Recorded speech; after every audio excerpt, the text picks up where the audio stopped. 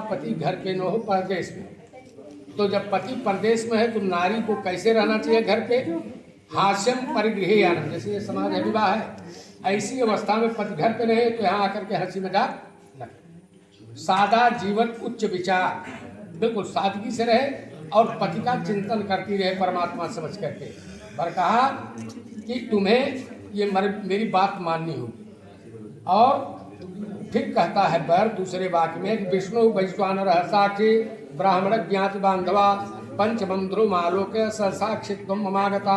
पर महोदय ने कहा कि हमारे तुम्हारे इस विवाह के 5 साक्षी हैं इस मंडप में।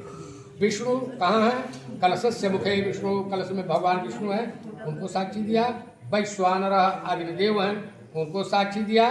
ब्राह्मणा दोनों पक्ष के आचार्यगण, ज्ञात ज्ञात माने दोनों पक्ष के कुल के लोग, और पंचमम ध्रुवमालोक, जरा सा इसी कोण का उठा, 5वें ध्रुव तारा को साक्षी दिया। कहा कि यही हमारे तुम्हारे इस विवाह के साक्षी हैं। यहाँ स्टाम्प वगैरह कुछ नहीं लगता, लेकिन ये अटूट बंधन होता है क्योंकि यह ब्राह्म विवाह है। तो कहा कि इनको साक्षी दे करके मैं तुम्हें पत्नी रूप में स्वीकार करने जा रहा हूँ, तो तुम्हें हमारी हर बात को मानना होगा। तीसरे में कहा कि तब चित्तम मम चित्ते वाचा वाच्यम रोपैत व्रते में सर्वदा देयम हृदय स्वंपरानने। तुम्हारा चित्त मेरे चित्त के अनुकूल, हमारी जैसी स्थिति हो, जैसी परिस्थिति हो, तुम्हें उसी ढंग से ढलना होगा। और वाचा वाच्यम न लोप है, हमारे शब्दों का कभी तुम्हें लोप नहीं करना होगा। व्रते में सर्वदा देयम, ऐ बरानने तुम्हें हमारे हर व्रत में हर कार्य में साथ देना होगा, तो मैं तुम्हें पत्नी रूप में स्वीकार करूंगा। यह वर का तीसरा वाक्य हुआ।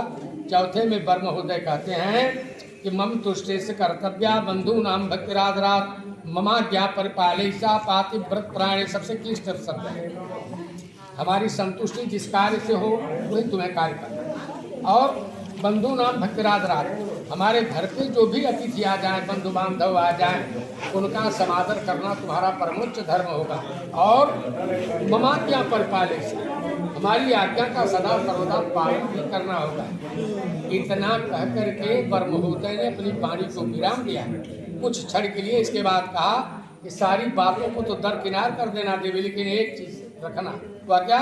पातिव्रत परायणे, एक ही धर्म एक व्रत नेमा, काय वचन मन पद पद प्रेम। हर नारी का पति ही सर्वस्व होता है। तीर्थ मत करो, घर पे ही रह करके तुम्हारे सारे तीर्थ हैं, सारे कर्म हैं, लेकिन पति की अवहेलना कभी करना नहीं चाहिए।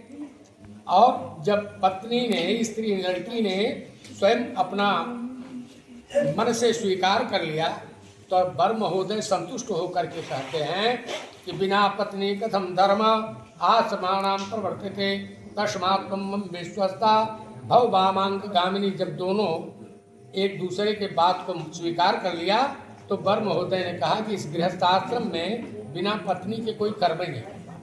जैसे एक नदी को पार करना है तो एक नाव को चलाने के लिए 2 नाविक की आवश्यकता पड़ती है, उसी प्रकार से इस गृहस्थाश्रम का संचालन करने के लिए पति और पत्नी की आवश्यकता पड़ती है। लेकिन सामंजस्य हो, पत्नी में सामंजस्य है तो गृहस्थाश्रम स्वर्ग हो जाता है, और किसी में भेद है तो नरक का खजाना हो जाता है। कहा कि इसलिए तुम मुझे अपना विश्वास पात्र मान करके मेरी वामांगिनी बनो। चलो।